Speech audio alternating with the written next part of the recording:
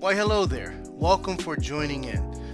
Usually, you see MMA commentary over on our main page, Melee Media, where we talk about MMA, sports, and everything of that nature. But I wanted to dissect on this card in particular because this is a very, very important card, and the card I'm speaking of is UFC Fight Night Figueiredo versus Benavidez 2, taking place now is July 19th, which took place July 18th. And I want to put my thoughts into it. I kind of want to discuss it, and I don't want to discuss the whole card. We never talk about the whole card when it comes to our podcast, and we're not going to talk about the whole card now, especially fight nights. Usually, we pick the fights that interest us, and we go from there. So, I'm going to talk about the co and the main event.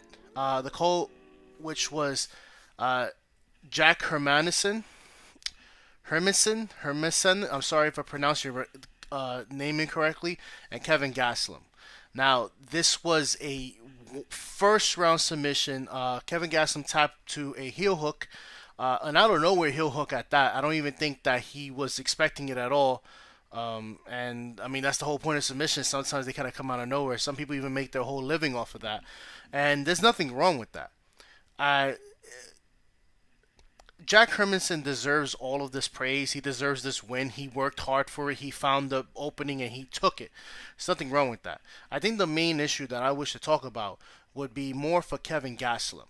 And I think after I speak of Kevin Gastelum, you'll realize where I'm going to go leading to into our main event, and you're going to see why I'm kind of doing this, what I'm doing this recording.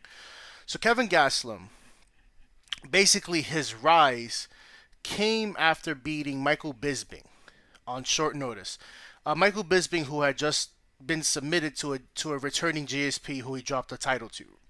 Right after defeating Michael Bisping via knockout, he goes against Souza. He beat Souza as well. The issue is with Kevin Gastelum is in the last 3 fights he hasn't won at all. The first fight he lost against, if I'm not mistaken, was against Darren Till. He also lost the fight against oh my god, it was Darren Till.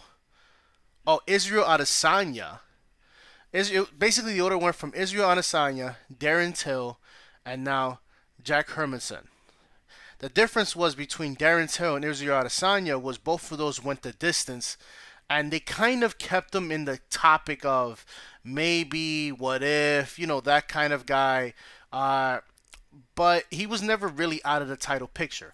Him losing today's fight as fast as he did and as quickly as he did pretty much just solidified the fact of he is not getting a title shot. And in all actuality, there's a chance that he may not even be in the top 10. He may just, or he might just be 10 in general because at the moment he's at number 7 with Shabazian and Uriah Hall basically right behind him on his toes, and I think Uriah has a fight coming up.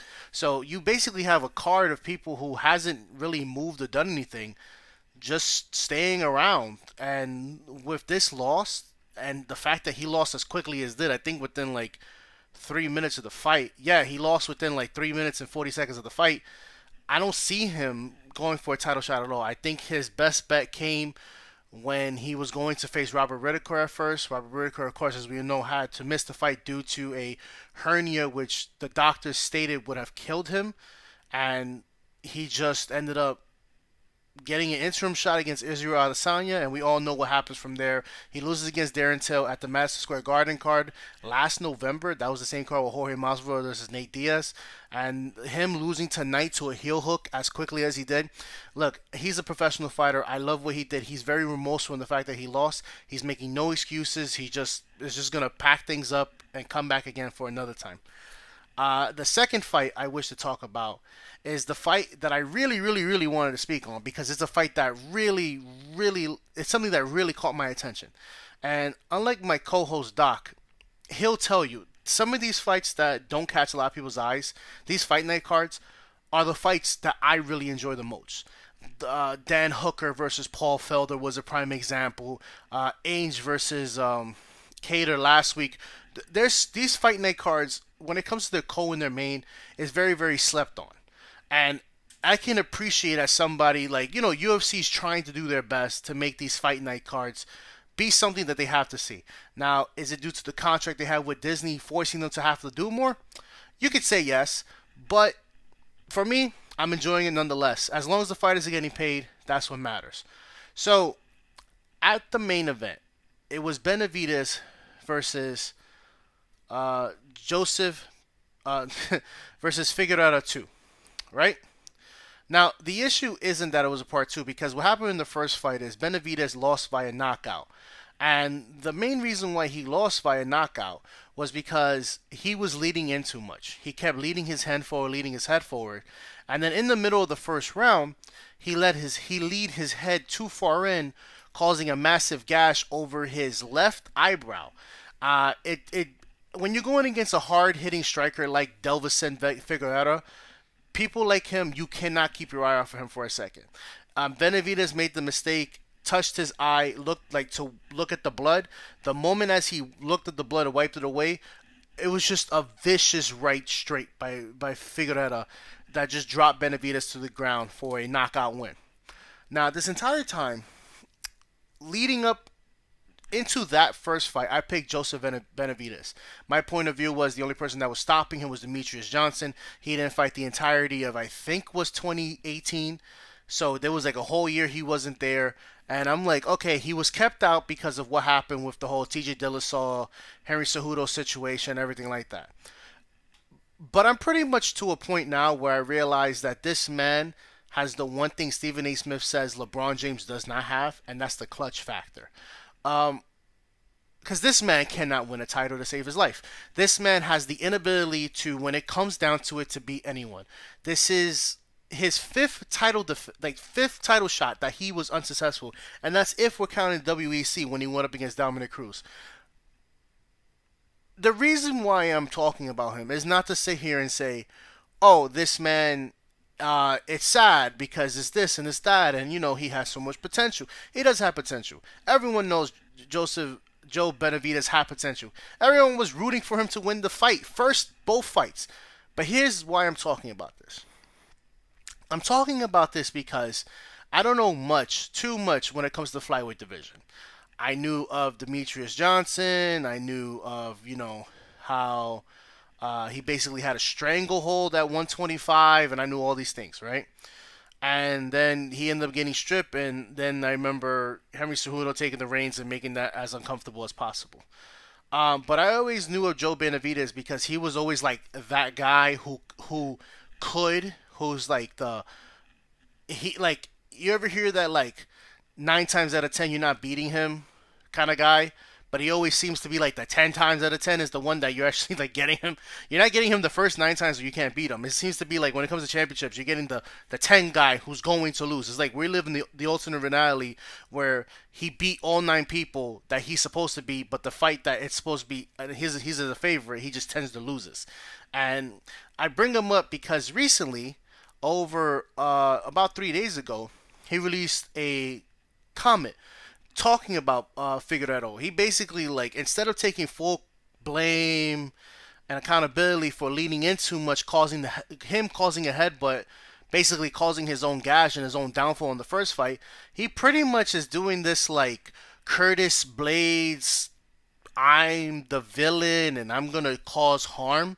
So over on, give me a moment, MMA Mania, I will tag said article down below.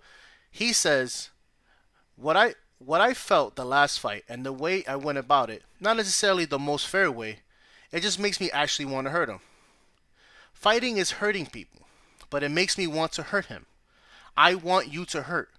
I want you to feel dizzy when you get up every day and not know if its concussions are going to go away. I want you to freaking cry and be embarrassed and all kinds of stuff. So yeah, this is a different feeling towards the fight. Typically, I don't have that towards an opponent. I'm like, hey, if I win, I win. If I hurt him, obviously that's what we're trained to do. But for this one, that's difference. That's the difference. Now, I bring this up because the problem with him is he's saying that he doesn't do this, but he's always done this.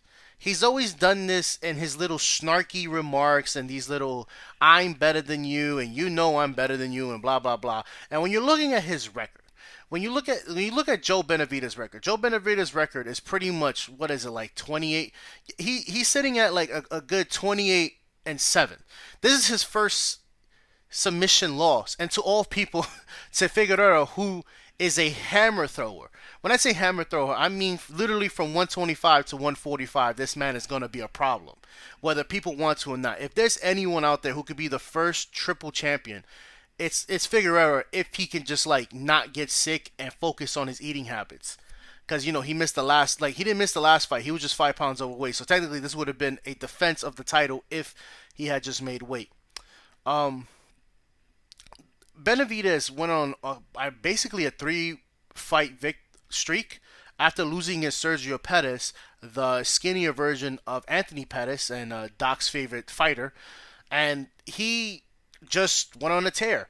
Uh, Honestly speaking, after looking at the fight and looking at the stats, I feel like the stats are not giving the credit Figueroa actually deserves, because they credit him with 2 knockdowns, which is actually 3, and the strike sounds about right, because if you're looking at this total strikes, Benavidez throws 45 strikes, lands 40 of them. This mind you, this is a 1 round 4 minute fight, right? 1 round 4 minutes. He lands 40 of 45 punches, significant strikes, 35 of 40, meaning every single strike he has done had caused significant damage, it made something, right? Benavidez coming in was the ground master compared to Figueiredo.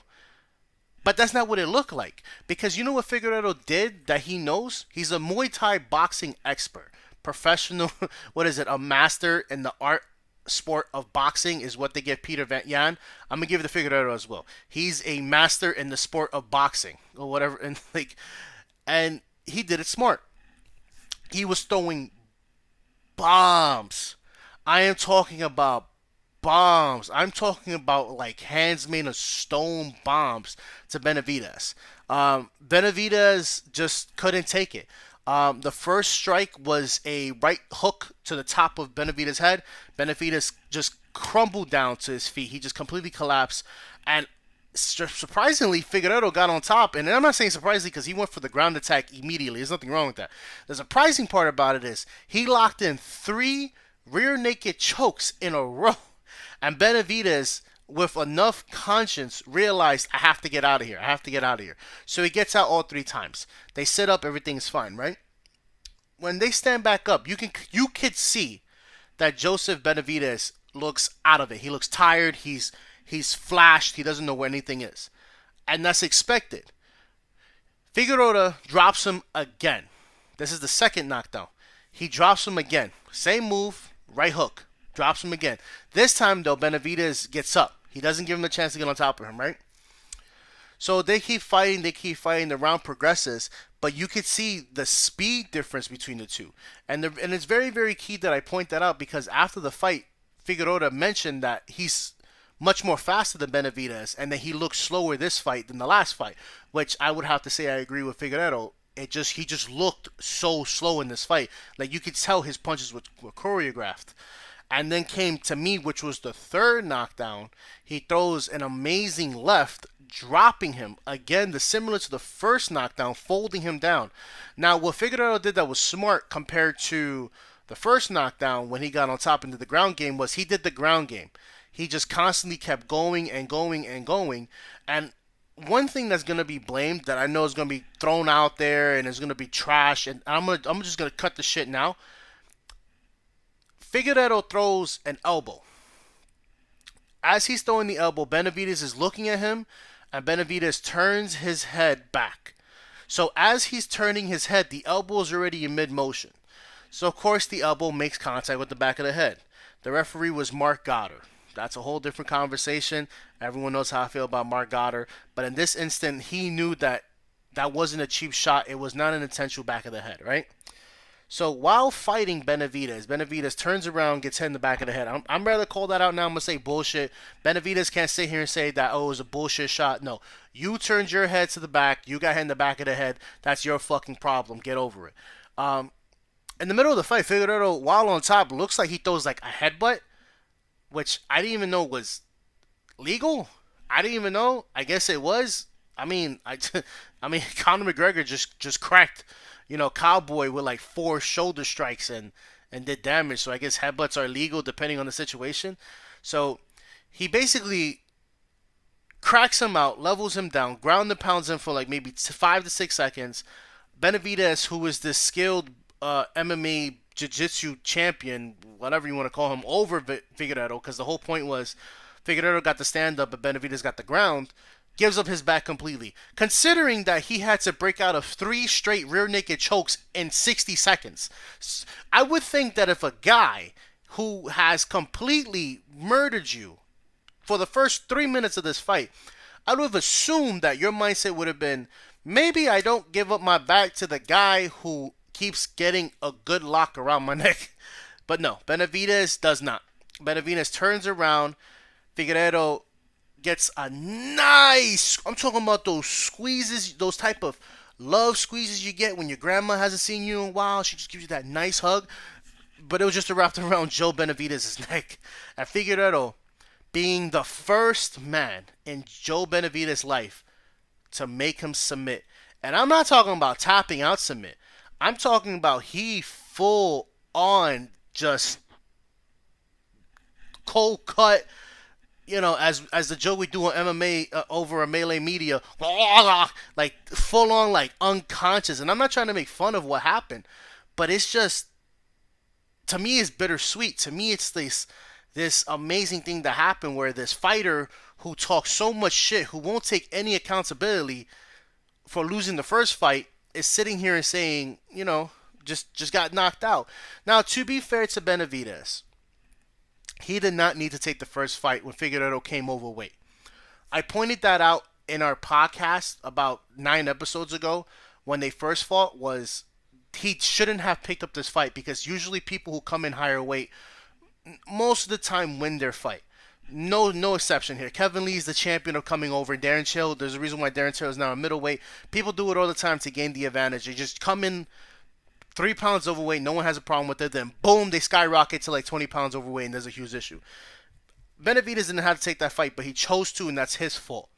He took no accountability for him swaying in his headbutt and, swaying in his head, getting his head cracked open, looking away from a knockout artist, and then getting completely pummeled. This fight, he just got completely killed. He got completely destroyed. And I'm going to respect Benavidez on this one thing. I respect you because you were able to acknowledge that you just straight up lost the fight and that you understand that this is your last title shot. I respect that. I really, really do. Because it's not like a situation where Cub Swanson kind of just goes up and down. He's 125 today. He's 170 tomorrow. He's 155 the following week. Like, you're accepting that that's it. You're never going to get the belt. You understand that. And you're just going to either, you're not going to retire, but you're just going to just be around just to put up good fights. Pretty much accepting the fact that you're a gatekeeper. Now, most cases, you would prefer a gatekeeper to have had the title at least once, i.e. a Chris Weidman, a Jose Aldo, how Max Holloway seems to be looking right now because he got screwed over out of his second match.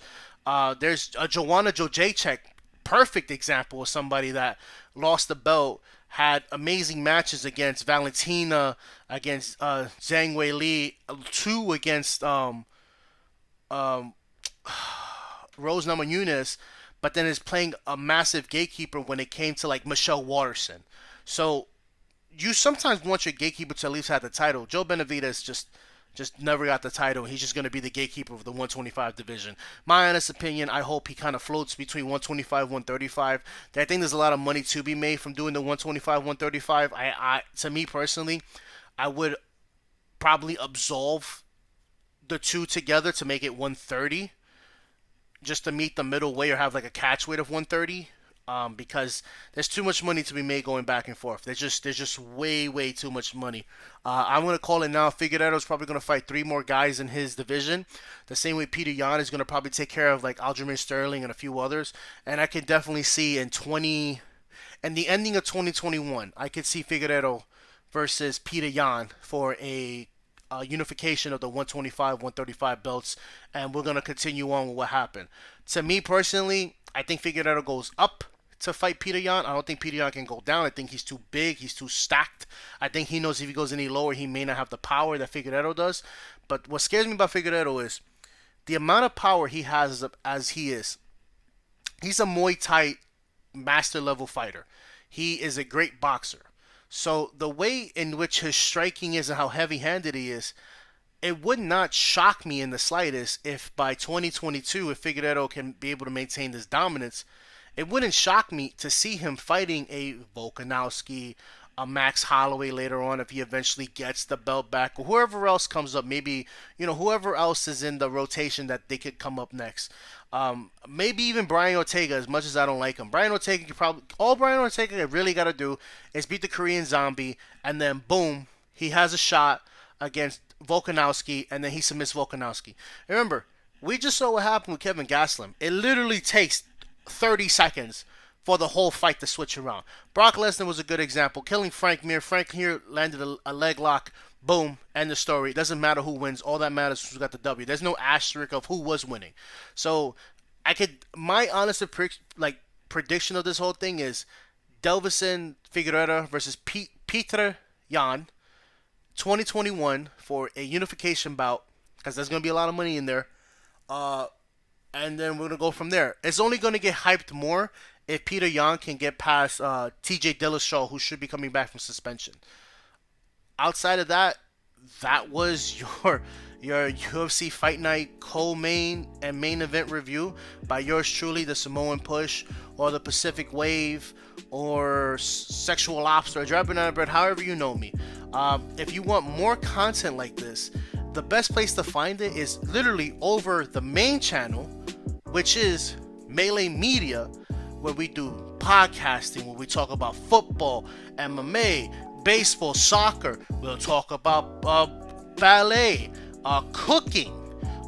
Cooking has been big recently because, there's nothing else to do. We'll talk about whatever comes to mind. We've spoken about it. So I'm going to drop a link down below. I'm also going to drop a link to the article in which I got the Joe Benavidez quote. So you can see it down below, so you can find out where it is. Thanks for watching. I hope you enjoy your day, morning, evening, wherever you are. And I hope to see you soon. Bye-bye.